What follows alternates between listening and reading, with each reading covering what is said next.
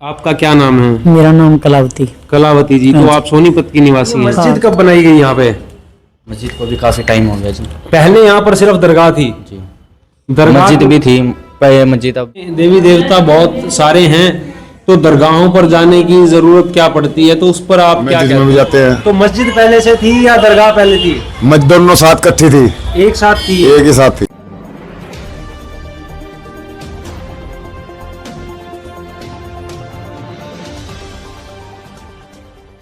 नमस्कार दोस्तों, आज मैं मौजूद हूँ सोनीपत के मामू भांजा चौक पर। दोस्तों मेरे पीछे देख सकते हैं सोनीपत का सबसे व्यस्त चौक मामा भांजा चौक। इसका नाम मामा भांजा चौक क्यों पड़ा, क्या कारण है दोस्तों, इस पर आज चर्चा करेंगे। आइए आपको दिखाता हूँ। जो मेन कारण यहाँ रहा है वो है मामा भांजा की दरगाह। इस दरगाह के पीछे क्या कारण है, कैसे इसका नाम पड़ा मामा भांजा चौक और मामा भांजा दरगाह। आइए दोस्तों आपको अंदर लेकर के चलते हैं दरगाह शरीफ मामा भांजा में। तो देख सकते हैं दोस्तों, नाम ऊपर लिखा हुआ है दरगाह शरीफ मामा भांजा हजरत इमाम नसरुद्दीन रहमतुल्लाह अल्लाह। तो क्या कहानी है इसके पीछे दोस्तों, जानने का प्रयास करेंगे। आपको अंदर लेकर के चलते हैं। तो दोस्तों यहाँ पर सबसे पहले यहाँ लिखा हुआ है, कोई भी व्यक्ति वजू खाने पर चप्पल लेकर ना बैठे, सफाई का ध्यान रखे। वजू खाना दोस्तों अक्सर मस्जिदों में होता है, तो ये भी दोस्तों देख सकते हैं, शायद ये वजू खाना ही है। आइए दोस्तों आपको अंदर लेकर के चलता हूँ और जानने का प्रयास करेंगे क्या कहानी है दरगाह मामा भांजा के पीछे, और कौन थे ये मामा भांजा, क्या इसके पीछे का किस्सा है, कैसे नाम पड़ा मामा भांजा चौक का। तो दोस्तों पर कैमरा भी लगा हुआ है और गेट पर उर्दू में कुछ लिखा हुआ है जो कि मैं पढ़ नहीं पा रहा हूँ। तो दोस्तों चप्पल जूते यहीं उतारने हमें पड़ेंगे, अंदर भी लोगों ने उतारे हुए हैं। उसके बाद देखते हैं क्या कहानी है।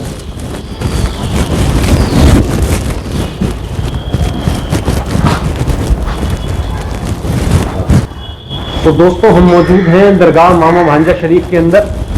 आइए देखते हैं क्या कहानी है। और दोस्तों यहाँ पर मामा भांजा मस्जिद का भी एक एरो बना हुआ है, यहाँ एक मस्जिद भी है। तो पहले तो दोस्तों जानने का प्रयास करेंगे कि दरगाह क्या है, और यहाँ कोई मिलता है तो बात करने का भी प्रयास करेंगे कि क्या कहानी है दरगाह के पीछे।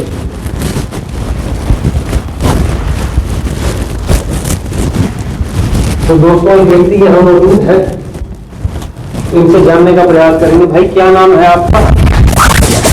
मोहम्मद अरमान। तो ये मोहम्मद अरमान जी किसकी दरगाह है, थोड़ा बताएंगे हमें? ये मामा भांजा की दरगाह है। ये मामा भांजा कौन है? ये बहुत पहले रहते थे यहाँ पे, और बाकी का जो जानकारी है वो बार उस पर लिखा है। कहाँ पे, हमें दिखाएंगे एक बार? आइए दोस्तों जिस पत्थर पर ये कहानी लिखी हुई है वो देखते हैं, जानने का प्रयास करते हैं क्या कहानी है। का जो है हजरत इमाम नसरुद्दीन और मामा भांजा दरगाह सोनीपत हरियाणा सन 1178 सालाना उर्स पर गड़ी ब्राह्मणा पंडित कंवर खानदान गद्दी नसीन की पहली चादर पेश की जाती है। अच्छा जी। तो दोस्तों दरगाह शरीफ मामा भांजा सोनीपत में लिखा हुआ है, यहाँ जन्म 759 ईस्वी और मृत्यु 789 ईस्वी। हजरत इमाम सैयद अब्दुल्लाह नसरुद्दीन मशहदी मदनी का जन्म 759 ईस्वी मदीना मुनव्वरा में हुआ। 2-3 साल की उम्र में आपके वालिदान का इंतकाल हो गया। दोस्तों वालिदान मतलब इनके पेरेंट्स, इनके माता पिता। आपके भांजे हजरत सैयद इब्राहिम हुसैन से आपका बहुत लगाव था। कुछ समय बाद आप दोनों ने मिलकर अरबी घोड़ों का व्यापार शुरू किया। इसी सिलसिले में आप कन्नौज के राजा को अरबी घोड़े बेचने के लिए काफिले के साथ निकले। जब आप सफर के दौरान सोनीपत पहुंचे, उस समय सोनीपत का हुक्मरान अर्जुन देव था, जो दिल्ली के राजा का दामाद भी था। उसको आपके अरबी घोड़े पसंद आ गए और उसके मन में घोड़ों को लेने की चाहत बन गई।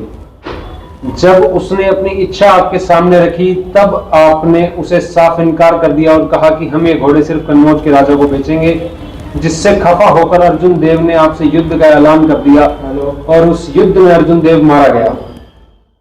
इस जंग में आप गंभीर रूप से घायल हुए, लेकिन कुछ रोज बाद खुदा ने आपको अपने करीब बुला लिया। आप दिल्ली के राजा के वजीर शिवचंद के सपने में आए और उन्हें अपनी कब्र बनवाने की बात कही। शिवचंद वजीर, जो गद्दी नशीन कंवर खानदान गढ़ी ब्राह्मणा सोनीपत से ताल्लुक रखते थे, उन्हें दोनों आंखों से दिखाई नहीं देता था। जैसे ही उन्होंने आपकी कब्र बनवाने की इच्छा मन में धारण कर आपकी मिट्टी को छुआ तो उनकी एक आंख की रोशनी आपके फजल से आ गई।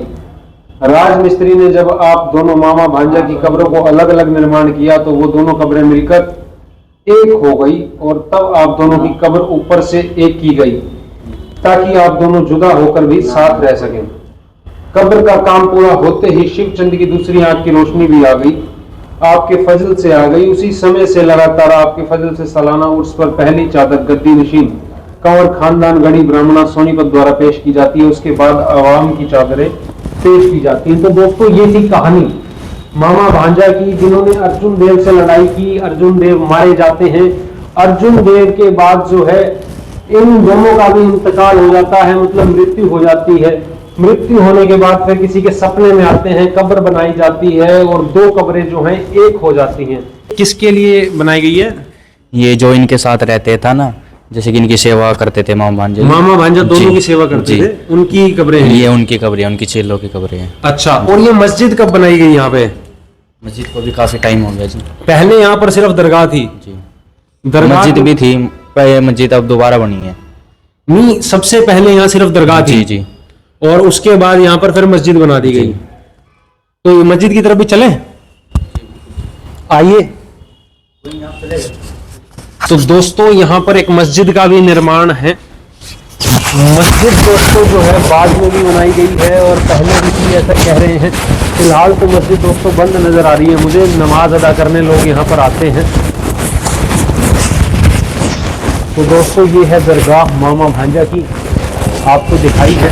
दूसरी तरफ एक इमारत और मुझे नजर आ रही है दोस्तों। आइए उस तरफ भी हम चलते हैं, देखने का प्रयास करते हैं, जानने का प्रयास कि वहाँ क्या है। अरमान जी वहाँ पर क्या है? वहाँ पे भी दरगाह है, वहाँ पे सूफी जी की वो है दरगाह, लिखा हुआ है वहाँ पर भी। तो आइए दोस्तों वहाँ भी चलते हैं और देखते हैं कि वहाँ का क्या किस्सा है। क्या साबरिया, कलंदरिया, रहमिया, फखरिया, सुलेमानिया, निजामिया, पीरे तरीकत, रहनुमाए अहले सुन्नत, शेर अहले सुन्नत, सूफिये बासफा, हजरत सूफी अब्दुल रशीद मियाँ कानपुरी रहमतुल्लाह अलैह। तो दोस्तों काफी बड़ा सा ये नाम है और मैं समझ नहीं पाया हूँ कि क्या ये लिखा हुआ है। और यहाँ की कहानी में देखता हूँ अगर कहीं कोई लिखी हुई है तो पढ़ने का प्रयास करेंगे। उर्दू में दोस्तों यहाँ सारे नाम लिखे हुए हैं, आप देख सकते हैं। और इन्हें पढ़ना मेरे तो बस की बात है नहीं, क्योंकि मेरा उर्दू में जो है रुझान नहीं है और मैं जानकारी उर्दू की नहीं रखता हूँ। उन्हें मार देते हैं, शिकस्त दे देते हैं। एक कब्र और भी मुझे यहाँ नजर आ रही है दोस्तों, दिखाने का मैं प्रयास करूंगा।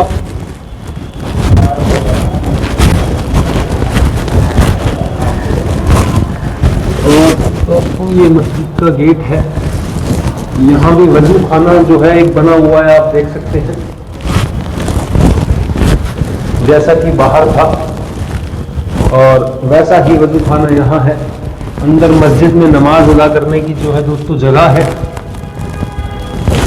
आइए दोस्तों यहाँ और लोगों से बात करने का प्रयास करूंगा जो चादर चढ़ाने वीरवार के दिन आते हैं, और उनसे हम बात करेंगे कि क्या उनकी आस्था है, कौन सी मनोकामनाएं यहाँ पूरी होती हैं।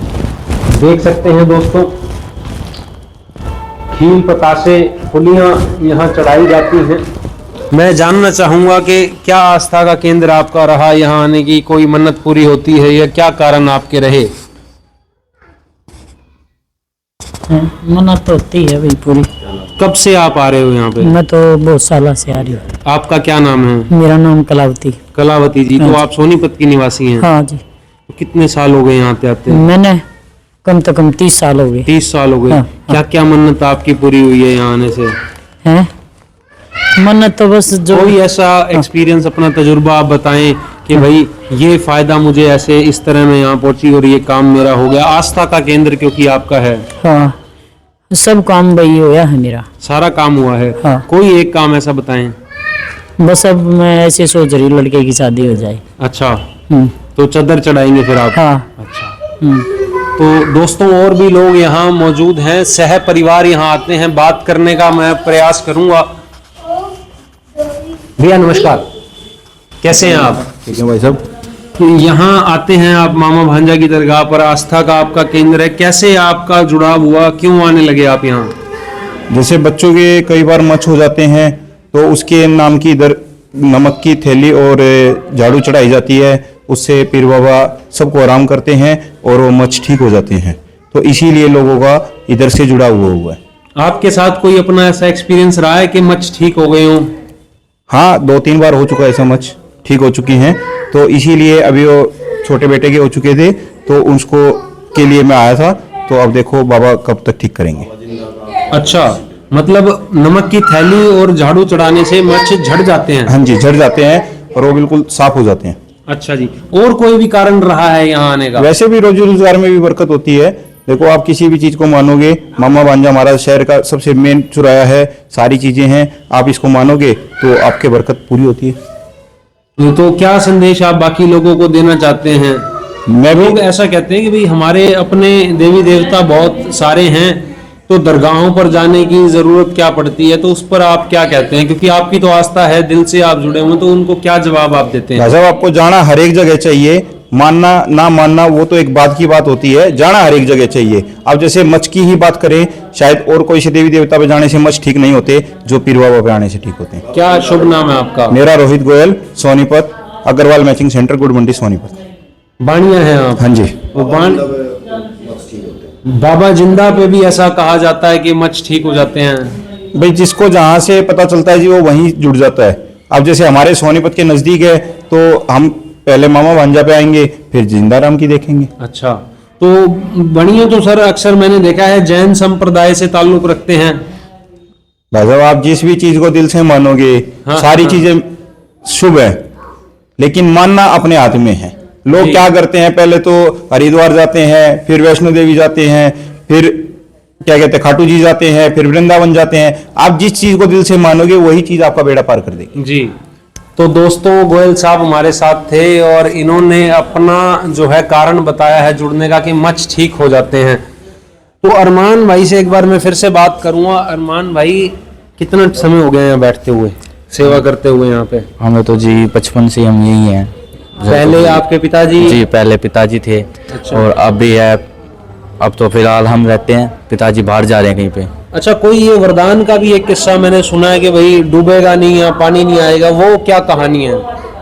वो तो जी देखो जी बड़ों को ही पता है, हम तो अभी छोटे हैं, हम ही है, पर कहानी है वो। अच्छा, हाँ सुनी थी। वरदान है कोई जी। कि डूबेगा नहीं? हाँ जी, यहाँ पे पहले पानी था, फिर यहाँ पे दरगाह बनी थी, यहाँ पे तो पानी नहीं इसके नीचे था। अच्छा जी। यहाँ तालाब था क्या? जी नहीं, पहले यहाँ पे नहर थी इस जगह पर? जी। अच्छा, नहर की जगह पर ये? जी ऐसे ही बताएगा हमें। अच्छा बाकी जी। बड़ों को पता है हमारे। तो दोस्तों ये है मामा भांजा की दरगाह, आज आपको दिखाई है कहानी, किस्सा आपको सुनाया है। सोनीपत दोस्तों स्वर्ण प्रस्थ जिसे कहा जाता है, पांडवों के द्वारा दुर्योधन से जो 5 गांव मांगे गए थे, उन 5 गांवों में से एक गांव है सोनीपत। दोस्तों देख सकते हैं आप जैसे, और यहाँ पर हम मौजूद हैं हजरत इमाम नसरुद्दीन दरगाह मामा भांजा पर। और दोस्तों कहानी किस्सा जो है आपको सुनाया है, और लोगों से मैं बात करने की यहाँ पर कोशिश करूँगा, प्रयास करूँगा कि क्या लोगों की राय है, क्यों यहाँ आते हैं, क्यों दीपक यहाँ जलाए जाते हैं, क्या पीछे के किस्से कहानियां रहे, क्यों आस्था का केंद्र बनी मामा भांजा दरगाह। आइए दोस्तों बाहर के लोगों से आपकी बात करवाऊंगा और जानने का प्रयास करूंगा क्या किस्सा कहानी है। नमस्कार जी, क्या शुभ नाम आपका? मोहम्मद अयूब। मोहम्मद अयूब। तो साहब कब से दुकान है आपकी यहाँ पर? 30-35 साल हो गए जी। 35 साल हो गए। और दरगाह कब से है? दरगाह तो 1100 तब से है। तब से तो है। जब आप यहाँ पर 35 साल पहले आए तब यहाँ माहौल क्या था और आज क्या माहौल है, कोई फर्क है क्या? माहौल में तो बहुत फर्क है। ये सरकारी हॉस्पिटल जंगल में होया करा था, अच्छा। अब बीच में शहर के। और ये दरगाह के बारे में जो किस्से कहानियां लोग बताते हैं, दुआएं कबूल हो जाती हैं, सारी बातें जो है पूरी हो जाती हैं, उस बारे में आपकी क्या राय है, क्या कहते हो? ये मजार दरगाह तो बहुत पुरानी है, दुआ भी कबूल होती है, सारी चीज होती है। आप जाते हो दरगाह पे? हाँ जाते हैं। मस्जिद में भी जाते हो? मस्जिद में भी जाते हैं। तो मस्जिद पहले से थी या दरगाह पहले थी? मस्जिद दोनों साथ इकट्ठी थी, एक साथ थी? एक ही साथ थी। कभी ऐसा नहीं था कि बाद में मस्जिद बनाई गई? ना ना, ये दोनों दरगाह और मस्जिद इकट्ठी थी। तो वो जो मामा भांजा की कहानी है, जो लड़ाई हुई अर्जुन देव से, तो वो तो यही बता सकते हैं, जो उनके पुजारी है ना रहते हैं, हाँ। वो यही बता सकते हैं। अच्छा, वो जो पत्थर लिखा हुआ है उसी पे कहानी है कि लिखी हुई है। हाँ। एक लड़का बैठा हुआ हमारे को मिला, कच्ची उम्र का ही है अभी। हाँ, और तो कोई हमें नजर आया? ये जो रेडी लगा रहा है ना, इसी से इसका फादर है मुझे। अच्छा, लेकिन ये लड़का तो बात करने में इंटरेस्टेड नहीं है ना, हैं? इसने तो अपना दिखाया नहीं हमें बात करने का। नहीं, दरगाह तो बहुत पुरानी है जी, मानता है इसकी तो बहुत तगड़ी मानता है, ऐसे भी मामा नहीं। भांजा की। हाँ, तो मस्जिद और ये एक साथ ही? एक ही साथ थी जी, अलग अलग नहीं है? अलग अलग नहीं थी। इनके दीवार भी एक ही थी। मस्जिद की और दरगाह की? हाँ। वो मामा भांजा यही रहा करते थे क्या? हाँ अच्छा, ऐसी कहानी थी। हाँ जी। तो वो कहाँ मिल सकते हैं जो आप बता रहे हो इनके पिता? ऊपर ही मिलेंगे, ऊपर ही मिलेंगे। ऊपर तो मिले नहीं ना वो हमारे को। कहाँ, यहाँ रहते कहाँ है वो? ऊपर ही रहते, ऊपर ही मकान है उनका। दरगाह के पास ही? हाँ, दरगाह के उधर साइड में जाओगे, उन्हीं का ऊपर ही मकान है। अच्छा, ठीक है, धन्यवाद बात करने के लिए। दोस्तों, ये था किस्सा मामा भांजा की दरगाह का, जो हम जानकारी जुटा पाए हैं कि दरगाह और मस्जिद थी एक साथ और आज भी एक साथ है। इतिहास की बात करें तो अर्जुन देव को परास्त करके मामा भांजा ने ये जगह हासिल करी। घोड़ों को बेचने का किस्सा और दुआएं कैसे पूरी हो जाती हैं लोगों की, आपको किस्से सुनवाए लोगों के मुंह से। तो दोस्तों, सोनीपत की जानी मानी दरगाह मामा भांजा की दरगाह, जहां पर झाड़ू और नमक की थैली चढ़ाने से जो है मस्से झड़ जाते हैं। आस्था का केंद्र लाखों लोगों का ये है। तो दोस्तों, आज के लिए इतना ही, फिर मिलेंगे एक नए किस्से कहानी के साथ आपके साथ। धन्यवाद।